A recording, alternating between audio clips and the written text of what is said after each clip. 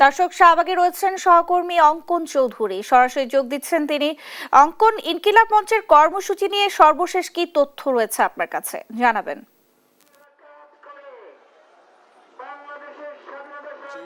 Nancy, ধন্যবাদ। আমি এখন আছি শাহবাগ মোড়ে। এখানে কিন্তু শহীদ শরীফ ওসমান হাদী ইনকিলাব মঞ্চের মুখপাত্র স্বতন্ত্র সংসদ সদস্য প্রার্থী হত্যার বিচারের দাবিতে কিন্তু আজ তৃতীয় দিনের মতো অবস্থান কর্মসূচি পালন করছেন ইনকিলাব মঞ্চের নেতাকর্মী, সাধারণ মানুষ ও বিভিন্ন শ্রেণী পেশার মানুষ।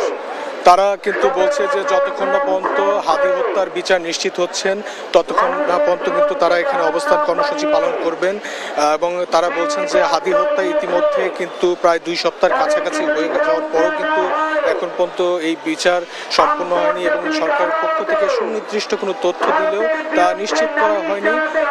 তারা বলছে যে হাদী হত্যা এটি একটি পরিকল্পিত হত্যা এবং এতে কিন্তু সরকারের কোনো মহলের হাত থাকতে পারে। তারা বলছে যে ইতিমধ্যে তারা কিন্তু 4টি দফা দিয়েছে এবং যা পরবর্তীতে বাস্তবায়ন করা হবে।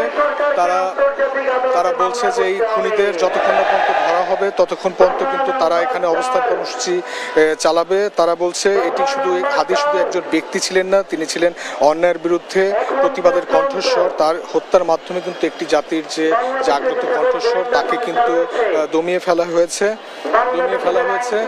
তারা সবশেষে আমরা তাদের সাথে কথা বলে যেটা জানতে পেরেছি, যতক্ষণ না পর্যন্ত হাদী হত্যার বিচার সুনিশ্চিত হচ্ছে এবং সরকারের পক্ষ থেকে শুধু আশ্বাস নয়, যতক্ষণ না পর্যন্ত এটি সুনিশ্চিত হবে ততক্ষণ পর্যন্ত কিন্তু তারা এই আন্দোলন চালিয়ে যাবে।